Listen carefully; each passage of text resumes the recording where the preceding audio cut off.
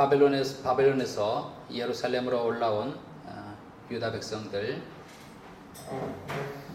포로의 상황 속에서 이제 예루살렘으로 올라와서 성전을 건축하기를 시작했습니다.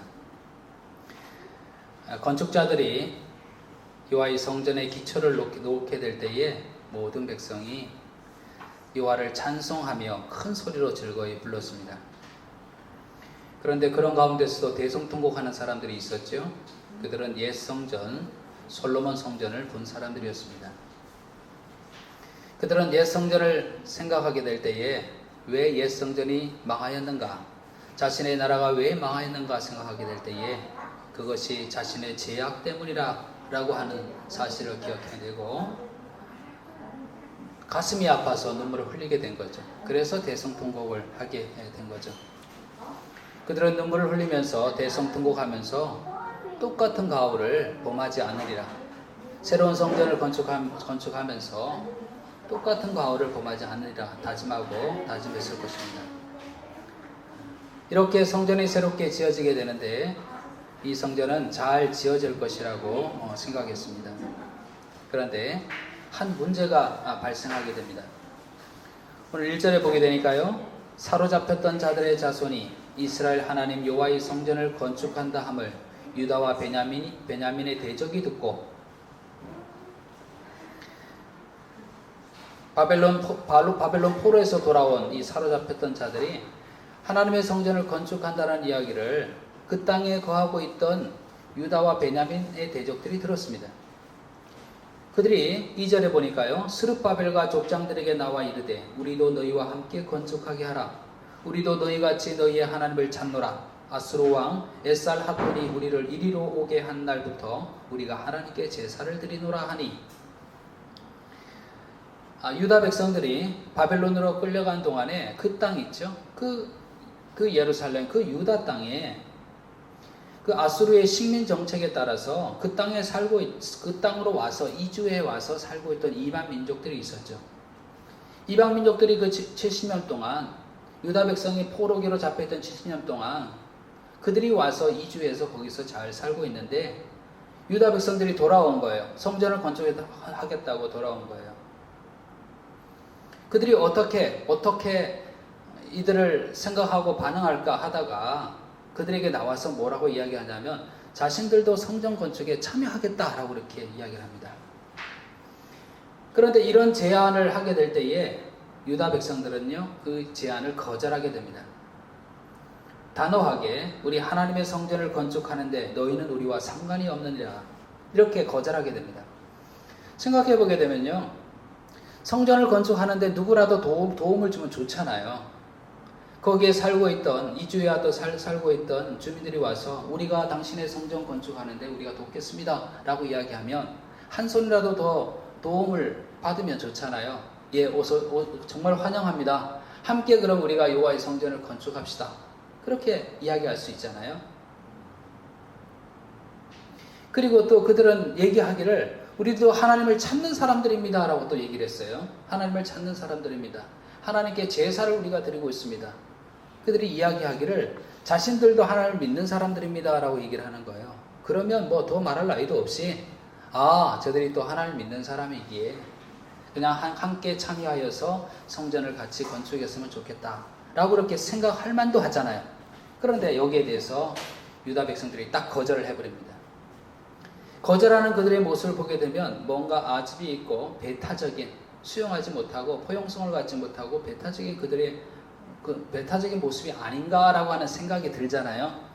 그런데 이 유다 백성들에 대한 판단은 뒤로 미루고 거절당한 이 주민들이 그 다음에 어떤 행동을 보였는지를 한번 봅시다. 거절당한 이들이요, 이후에 보게 되면 4절에 보게 되면요, 이로부터 그 땅 백성이 유다 백성의 손을 약하게 하여 그 건축을 방해하되 바사왕 고레스의 시대부터 바사왕 다리오가 즉위할 때까지 관리들에게 뇌물을 주어 그 계획을 막았으며 또 아하수에로가 즉위할 때에 그들이 글을 올려 유다와 예루살렘 주민을 고발하니라. 성전 건축에 우리도 참여하겠다라고 이야기를 했는데 그것을 거절하자 그들이 어떻게 하냐면은 방해하기 시작한 거예요. 유다 백성들에게 그 유다 백성들을 협박하고 두렵게 하는 마음을 주고요. 또 관리들을 돈으로 매수해서 그 계획이 수포로 돌아가게, 그것을 실행하지 못하도록 만들고, 또 이 바사 왕에게 글을 보내서 고발하는 고발장을 보내어서 이 건축이 되지 못하도록 막은 겁니다.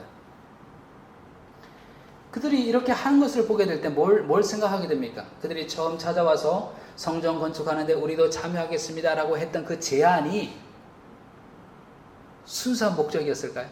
그들이 하는 것을 보니까요, 그게 아니었다라고 하는 거죠. 거절당한 후에 그들이 성전 건축을 위해서 수단과 방법을 가리지 않고 방해하는 모습을 보니까 그들이 성전 건축하는데 참여하겠다라고 제의했던 그 제안이 순수한 의도가 아니었다라고 하는 것을 알게 됩니다. 이런 생각을 해봤습니다. 제가 아는 어떤 분이 있다고 쳐봐요. 그분이 어떤 일을 계획하는 거예요.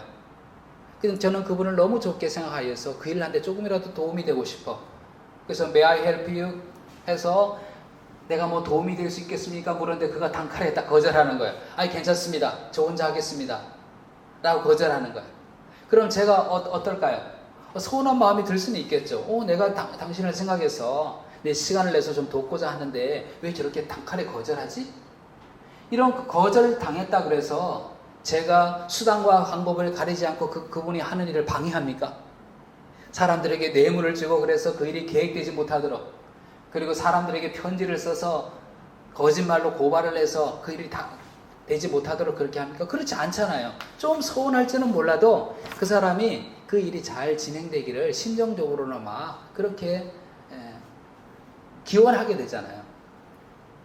그런데 이 하나님의 성전을 건축하는 데 참여하겠다라고 하는 제안을 거절당한 그 지역 주민들이 거절당한 이후에 성전 건축을 방해하는 그들의 모습을 보게 되면요, 순수한 의도가 아니었다라고 하는 것을 알게 됩니다. 그들은요, 다분히 정치적으로 자신들의 계산 속에서 이 일을 했습니다. 성전 건축에 동참하는 모습을 보임으로 인하여서 자기들의 영향력을 확대하려고 하였습니다. 또 동참하는 척 하면서 태만히 행함으로 유다 백성들의 이 성전 건축 계획을 무산시키려는 그런 계획을 가지고 있었던 것입니다. 그들을 보니까요, 그들이 입술로 우리도 하나님 믿는 사람이라고 얘기를 했잖아요. 하나님께 제사 드리는 사람이라고 이야기를 했잖아요. 그런데 그렇게 그들이 입술로 이야기했다 그래서 하나님을 잘 믿는 신실한 사람이라고 생각하면 안 됩니다. 사실 그들의 신앙을 보게 되면 종교의 혼합성을 띠고 있었습니다. 그들은 입술로 하나님을 섬긴다고 했지만은 사실은요, 우상 종교와 함께 하나님의 신앙을 동시에 섬기는 종교적인 혼합주의를 가지고 있었습니다. 만약에 유다 백성들이 그들의 제안을 받아들이게 됐을 때에 그것은 종교적인 타협이 되어서 여호와 신앙의 타락을 가져올 것이었습니다. 실제적으로 보게 되면요, 북이스라엘이 망하였을 때에, 아수르에서 망하였을 때에 아수르에서 어떤 정책을 폈습니까? 자신들의 백성을요, 이 이스라엘로 이주시켰습니다. 이주시키고 난 후에 제사장 한 명을 베델로 보내어서 이주된 자기 백성들, 아수르 백성들에게 제사장 한 명을 보내서 하나님에 대해서 배우게 했습니다. 그래서 겉으로 보기에는 그들이 하나님을 신앙을 가진 것처럼 보였지만은 사실은 그들이 믿는 신을 버린 것이 아니고요, 그들이 믿는 신과 하나님을 같이 섬겼습니다. 그들의 풍속대로 행하였습니다. 이전의 풍속대로 행하였습니다. 그들에 대하여서 성경은 분명히 이야기하기를 그들은 하나님께서 명령하신 율례와 법도와 율법과 계명을 준수하지 않았다라고 그렇게 얘기를 하고 있습니다. 그러니 그들은요, 하나님을 믿는 것처럼 보였어도 사실은 혼합주의적 신앙으로 인해서 하나님의 계명을 지키지 않는 불순종의 그런 사람이었다라고 하는 것입니다. 만약에 그렇다고 본다 그러면 유다 백성들이 성전 건축에 참여하겠다라고 이야기했던 그 주변 민족들의 제안에 대해서 단칼에 거절한 것은 어떤 것입니까? 잘한 것이었죠. 그 당시는 무정하게 보이고 배타적으로 보이고 같이 협력하면 좋을 텐데 라고 그렇게 생각했을지 모르지만 결과적으로 보니까 어떻습니까? 그것을 분명하게 단칼에 노라고 한 것은 자란이라는 것을 알게 됩니다. 그들의 정치적인 술수에 넘어가지 않는 지혜로운 결정이었고 신앙의 혼합주의로부터 하나님 신앙의 순결함을 지킬 수 있는 그런 길로 그들이 나아갔다라고 하는 것을 보게 됩니다. 이렇게 하나님의 성전을 짓는 데에 이를 방해하는 적들이 있었다고 하는 사실은요, 우리로 하여금 무엇을 깨닫게 합니까? 우리가 하나님의 성전을 다시 건축한다는 의미에 대해서 우리가 지난주도 우리가 생각해 봤습니다. 그동안은 형식적이었고 정말 하나님의 임재 속에 살아가는 것이 아니라 형식적이었던, 하나님 믿노러 가면서도 불신앙 가운데서 성전이 무너지고 또 나라가 망하는 일을 경험했던 그들이 새롭게 하나님의 성전을 건축하면서 그들이 가졌던 그 마음 뭡니까? 정말 이제는 하나님의 임재 속에서 하나님 말씀에 순종하여 살아가야 되겠다라는 그런 마음으로 성전을 새롭게 건축한 거잖아요. 그렇다 그러면 새롭게 건축되어지는 이 성전이 새롭게 건축되어지는 일에 이것을 방해하는 적들이 있었다라고 하는 사실은요, 우리에게 무엇을 깨닫게 하냐면 하나님의 임재 속에서 내가 바르게 신앙생활을 하려고 그럴 때에 그것을 방해하는 적들이 있다라고 하는 것을 우리는 알게 됩니다. 이러한 것을 분명히 인식하게 될 때에 우리는 대처해 나갈 수가 있습니다. 그 적이 누구겠습니까? 이 본문 말씀에서는 성전을 건축하는 데 방해했던 그 지역의 주민들이었지만은 지금 이 시대를 살고 있는 우리들에게 우리의 성전을 새롭게 건축해서 하나님 앞에 바르게 살려고, 바르게 신앙생활을 하려고 하는 우리들에게 있어서의 적은 누구겠습니까? 그 배후에는 당연히 사단이 있는 거죠. 에베소 6장 11절 12절에 보게 되면요, 마귀의 관계를 능히 대적하기 위하여서 하나님의 전신갑주를 입으라. 우리의 씨름은 혈과 육을 상대하는 것이 아니요 통치자들과 권세들과 이 어둠의 세상 주관자들과 하늘에 있는 악의 영들을 상대함이라 라고 되어 있습니다. 눈에 보이진 않지만 이 사단은요, 우리가 살아가는 이 세상 속에서 하나님 앞에 바르게 살아가려고 하는 자, 하나님의 성전을 새롭게 세워가려고 하는 자를 회유하고 두려움에 빠지게 하고 협박하여서 멈춰서게 만든다라고 하는 거죠. 마음에 정말 내가 하나님 앞에서 이렇게 믿음으로 살아가리라 결심하고 그 성전을 건축해 나가는데 끊임없이 두려운 마음을 주고 끊임없이 회유하고 이것이 멈춰서도록, 성전이 건축되지 못하도록 계속해서 그런 일을 하는 것이다라고 하는 거죠. 건축에 방해하는 이 방해자들이 있었잖아요. 여기에 유다 백성들이 대처했던 그들의 모습을 보면서 또 이후의 모습을 보면서 우리도 이 영적인 적들에 대하여서 어떻게 대처해 나갈지를 우리가 보게 됩니다. 먼저 우리가 알 수 있는 것은요, 그들이 처음에 어떻게 왔습니까? 다가와서 어떻게 합니까? 어떤 얼굴로 다가옵니까? 웃는 얼굴로 다가오잖아요. 다가와서 뭡니까? 우리도 하나님을 믿는 사람이니 하나님의 성전 건축에 우리도 참여하겠다라고 이렇게 얘기를 하잖아요. 사실은 자신들의 계산 속에 있으면서 자신의 정치적인 어떤 그 책략이 있으면서도 그것을 속이고 웃음을 짓고 다가오잖아요. 마찬가지로요, 사단은 우리가 신앙을 바로 세워나가는 그 과정 속에서 마치 돕는 자처럼 다가옵니다. 우리를 위하는 자처럼 다가온다라고 하는 거죠. 여러 상황이 우리를 돕는 것처럼, 우리를 위하는 것처럼 그렇게 다가온다는 거죠. 근데 사실은 그 의도는 어디에 있었습니까? 오히려 성전 건축을 무산시키려는데 의도가 있었죠. 근데 다가올 때는 웃는 얼굴로 다가오는 거예요. 나를 위하는 것처럼 다가오는 거예요. 이처럼 좋은 사람이 없는 거예요. 이처럼 좋은 말이 없는 거예요. 제가 한국에서 한 교회에서 사역하고 있을 때에 제가 정말 좋게 생각하던 한 권사님이 계셨어요. 이분은요, 너무 착해. 그리고 본인은 가난하게 사는데도 누구를 위한 봉사를 하는 일이라 그러면 정말 자기의 시간을 들여서 본인의 것을 희생하면서도 봉사를 하는 그런 분이셨어요. 그러니 저분을 볼 때마다 얼마나 정말 대단하시다 이런 생각을 했는데, 어느 날부터 이분이 교회에서도 잘 안 보이기 시작하더니 그 다음에 가끔 만나도 이렇게 눈길을 피하시는 거예요. 그래서 왜 그러시지? 이상하다 이렇게 생각했거든요. 나중에 알고 봤더니 어떤 이단에 빠진 거예요. 결국 이분이 그냥 그 이단으로 넘어가시게 됐는데, 왜 이분이 이단으로 그렇게 가게 됐을까라고 하는 것을 잘 살피는 가운데요, 경제적으로 어려움을 당하는 그런 상황 속에서 이 이단에 속한 이 사람들이 어떻게 접근했냐면 돕는 자로 다가온 거예요. 경제적으로 어려우니까 돕는 자로 다가온 거예요. 그러니 이분이 착하고 순수하다 보니까 이 사람이 나를 도와줬는데 그래도 거기에 몇 번 참여해봐야지 그러다가 계속 거기에 가르침을 듣다 보니까 거기서 빠져나오지 못하게 된 거죠. 엄마가 그렇게 나가니 남편과 아이들은요 그냥 뿔뿔이 가정이 아주 파탄이 나게 된 거죠. 그걸 생각하면 너무나 가슴이 아프죠. 똑같아요. 보니까요. 거짓 가르침을 가진 자들이 어떻게 다가왔냐면 돕는 자로 다가온 거예요. 환하게 웃음 지며 다가오는 거예요. 이런 천사와 같은 사람이 어딨냐 이렇게 생각을 하게 된 거예요. 그래서 거기서 헤어나지 못한 것을 보게 됐죠. 우리는 사단이라 그러면 뿔 달린 어떤 아주 흉악한 무엇인가를 생각하게 되는데, 고린도후서에는 뭐라고 이야기를 하고 있습니까? 이것은 이상한 일이 아니니라 사단도 자기를 광명한 천사로 가장하나니, 그러므로 사탄의 일꾼들도 자기를 의의 일꾼으로 가장하는 것이 또한 대단한 일이 아니니라. 그들의 마지막은 그 행위도로 되리라.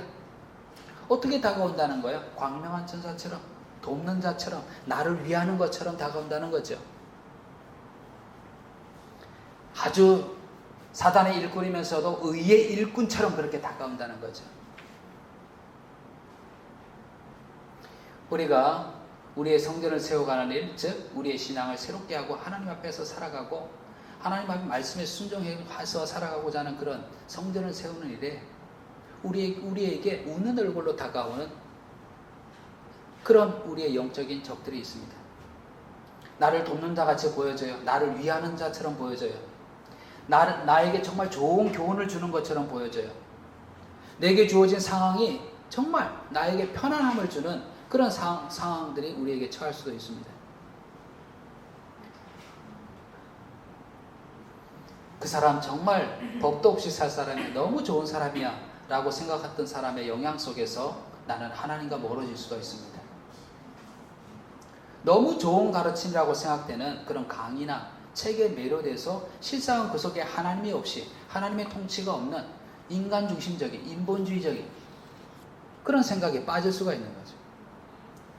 내게 허락된 새로운 환경이 나로 하여금 더 부하게 만들고 편리하게 했는데, 그러나 어느덧 내가 어려운 가운데서도 하나님을 찾았을 때 하나님 주시는 평강은 내게 사라져버리고 나는 부하게 되고 편안하게 됐는데 마음은 더 불안해진, 하나님의 평강이 사라져버린 나를 발견할 수 있다고 하는 거죠. 예수님께서 제자들에게 본인이 고난을 받고 십자가에 달려야 되겠다라고 하는 말을 듣자 이것을 들은 베드로가 어떻게 했습니까? 예수님 그렇게 하지 마십시오. 마치 협박조로 예수님을 옆으로 모셔다가 그렇게 얘기를 하는 겁니다. 그러자 예수님께서 뭐라 했습니까? 사단아 물러가라 라고 얘기를 했습니다. 너가 하나님이 하는 일을 방해하는 도다 라고 했습니다. 왜 베드로에게 그렇게 이야기합니까? 베드로는 예수님을 위한 것처럼 이야기를 했습니다. 예수님 당신이 고난받고 죽어야 되다니 무슨 말입니까? 절대 그런 말을 하지 마십시오 라고 예수님 위하는 것처럼 이야기를 했어요. 그러나 사실은 그 베드로의 말에 진은 어디에 있냐면, 예수님께서 당신의 나라를 세웠을 때 자신이 한 자리를 해야 되는데 그 권력을 향유해야 되는데 예수님이 본인이 죽겠다고 이야기하는 게 말이 안 되는 것이었어요. 그러니 예수님을 위한 것이 아니라 사실은 자기 욕망이 좌절되는 것, 그것을 염려하게 된 거죠. 너무나 예수 스승을 위하는 것 같지만 사실은 그게 아니었다라고 하는 거죠. 여러분, 그러니 눈으로 보기에 좋다고 내게 유익을 주는 것 같이 생각된다라고 그것이 다 좋은 게 아니라는 거죠. 그들이 웃음 지면서 와서 우리도 성전을 건축하는 일에 참여하겠습니다, 뭐라도 도움이 되겠습니다 라고 했던 그들의 웃음 속에 우리는요 분명히 그들이 유다 백성이 그랬던 것처럼 분별해야 되는 거죠. 그들의 의도가 무엇인지, 그 속에 정말 예수님이 있는지, 그 속에 하나님의 영광이 있는지, 그 속에 인간의 욕심이 사실 웅크리고 있는 것은 아닌지, 탐욕이 웅크리고 있지는 않는지를 생각해야 되는 거죠. 분별해야 되는 거죠.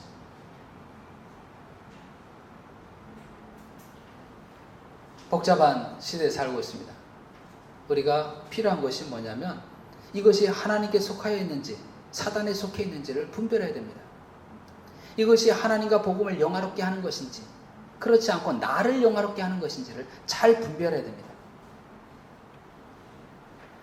구약을 읽다 보게 되면 먹는 것도 거룩한 것과 먹지 말할 것 막 구분하잖아요. 이것을 보면서 이게 성경에 뭐 이런 것까지 적혀 있나? 좀 좋은 그냥 윤리적인 말이나 좋은 말만 있으면 좋을 텐데 계속 보게 되니까 구별하잖아요. 이 구별함을 통해서 뭘 가르치는 겁니까? 내 백성에게 거룩한 것과 속된 것의 구별을 가르치며 부정한 것과 정한 것을 분별하게 할 것이며 어떻게 하라는 얘기입니까? 분별해야 된다라고 하는 거죠. 이게 진리에 속해 있는지 그렇지 않는지 하나님께 속해 있는지 그렇지 않으면 사단에 속해 있는지를 분별해야 된다라고 하는 거죠. 사랑하는 자들아 영을 다 믿지 말고 오직 영들이 하나님께 속하였나 분별하라. 많은 거짓 선지자가 세상에 나왔습니다. 이것이 하나님께 속하여 있는가라고 하는 것을 분별해야 된다라고 하는 거죠. 거짓된 영들이 있다 이거죠. 너희는 이 시대를 본받지 말고 오직 마음을 새롭게 함으로 변화를 받아 하나님의 선하시고 기뻐하시고 온전한 뜻이 무엇인지를 분별하도록 하라.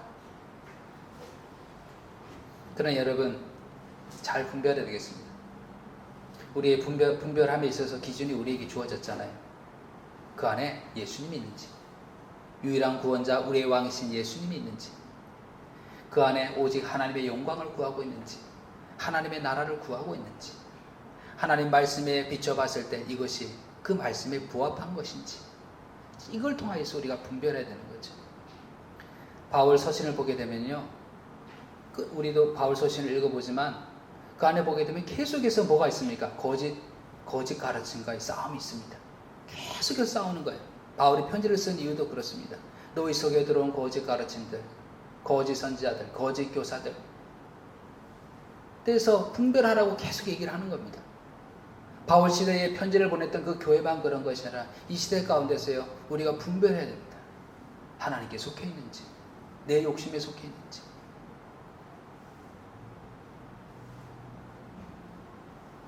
유다 백성들은 분별했습니다. 그래서 그들에게 분명하게 거절하게 되죠. 우리 하나님의 성전을 건축하는데 너희는 우리와 상관이 없느니라. 우리가 이스라엘의 하나님 여호와를 위하여 홀로 건축하리라 라고 탁 제안을 잘라버립니다. 그러니 여러분 우리 그리스도인들이 하나님 앞에서는 예스라고 해야 되죠. 하나님의 뜻 앞에서는 예스라고 해야 되죠. 그러나 하나님의 뜻이 아닌 것에 대해서는 뭐라고 분명히 얘기하면 노라고 분명하게 얘기합니다. 노라고. 거절에요 어려움이 따를 수 있습니다. 사실 우리가 누구의 어떤 제안에 거절하는 게 힘들 수도 있잖아요. 그 왜 그렇습니까? 그 이후에 좀 감당해야 될 어떤 감정적인 그런 어려움이 있잖아요. 그래서 노라고 못하고 그냥 뭐 이러면서 뭐 그렇게 생각해 보겠습니다 이렇게 하는 경우가 많잖아요. 거절은 어려움이 따르게 돼 있어요. 거절했더니 그들이 어떻게 했습니까? 유다 백성의 손을 약하게 하여 건축을 방해했죠. 관리들에게 뇌물을 주어서 그 계획을 막았죠. 거짓으로 고발의 편지를 보내어서 예루살렘 주민을 고발했습니다. 이들이 역모를 꾸미고 있는 겁니다 라고 그렇게 고발을 했습니다. 협박과 모함과 술수가 가득하게 됩니다. 그래서요 성전 건축이 중단되게 돼요. 얼마 동안 중단되게 되냐면 14년 동안 중단되게 돼요. 그러니까 하나님 앞에 내 신앙을 바르게 세워나가는 일에도 어려움이 있을 수가 있습니다. 그러나 그들이 노라고 이야기했던 것은 잘한 일이었죠. 왜냐하면 하나님의 신앙의 타락을 가져올 일에 대해서 막은 일이었기 때문에 그렇습니다. 14년 동안 성전 건축이 멈춰졌잖아요. 그 이후에 어떻게 될 것 같습니까? 멈춰있던 성전 건축이 이후에 이 성전 건축이 어떻게 시작됐는가? 고레스라고 하는 왕이 칙령을 내려서 이 유다 백성들을 예루살렘으로 보냈다라고 하는 사실을 확인하게 되고 다시 확인하게 되고 성전 건축이 다시 시작되게 됩니다. 그러나 그 기간 동안 이 14년 동안이라고 하는 기간 인내의 기간이었잖아요. 이 인내의 기간을 그들이 참고 인내하는 그 기간을 통과해서 성전 건축은 다시 시작되게 됩니다. 그런 그들의 모습은 우리들에게 교훈하게 되죠. 이 영적인 싸움에 하나님을 선택하고 하나님이 기뻐하시는 일을 선택하는 이 싸움에 낙심하지 말고 피곤치 말며 끝까지 나가라라고 하는 것을 우리들에게 교훈하고 있습니다.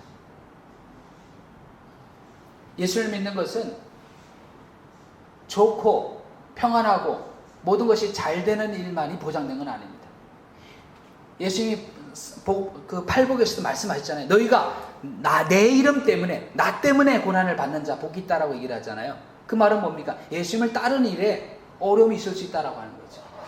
내 성전을 하나님 앞에 바르게 살아가려는 내 신앙을 바르게 세우기 위할 때는 어려움이 있을 수 있다는 거죠. 그러나 결코 낙심하지 말고 피곤치 말며 끝까지 나가라는 거죠.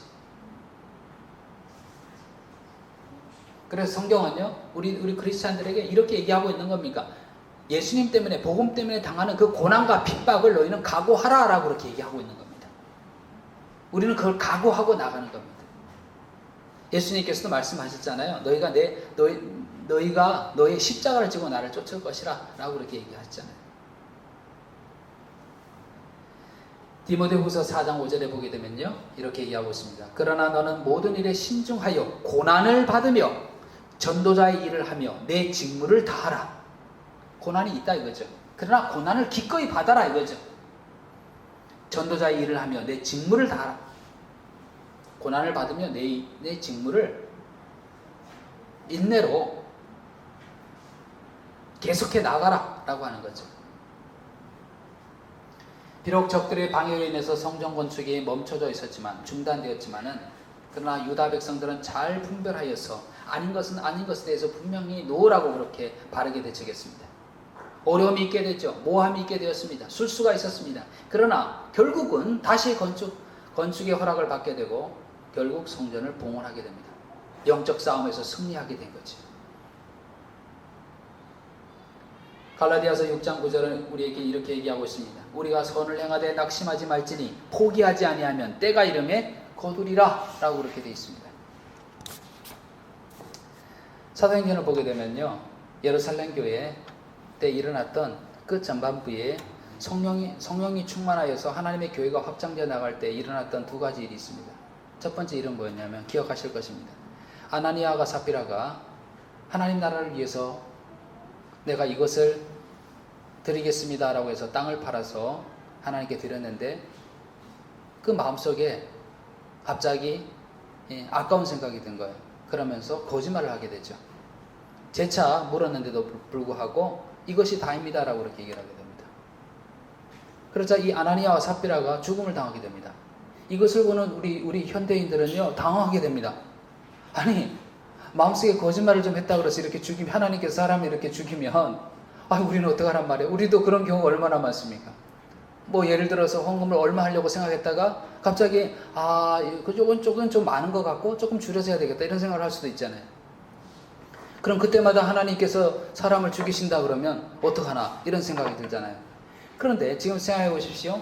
성령이 그들에게 내려서 하나님의 교회가 막 퍼져나가는, 복음이 막 퍼져나가는 이 상황 속에서 하나님께서 왜 그런 일을 하셨을까요?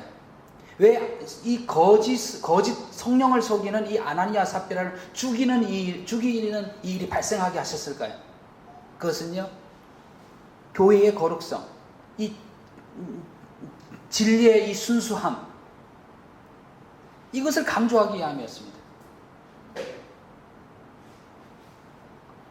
내 신앙의 정결함, 우리의 신앙의 정결함이 얼마나 중요한지에 대해서 하나님은 살아계시고 거룩하신 분으로 모든 것을 보고 계시고 그 하나님 앞에서 살아가는 것이 참 신앙임을 보여주기 위해서 그 일을 보여주신 것입니다. 그런 것처럼 이것은 우리가 이 시대를 잘 분별해서 내 신앙의 정결함을 지켜나가야 된다는 것을 우리는 알게 됩니다. 그 안에 예수님이 있는지, 하나님 말씀이 기준이 되어서 예와 아니오를 분명하게 함으로써 내 신앙의 순수성을 지켜나가야 된다는 것을 알게 되죠.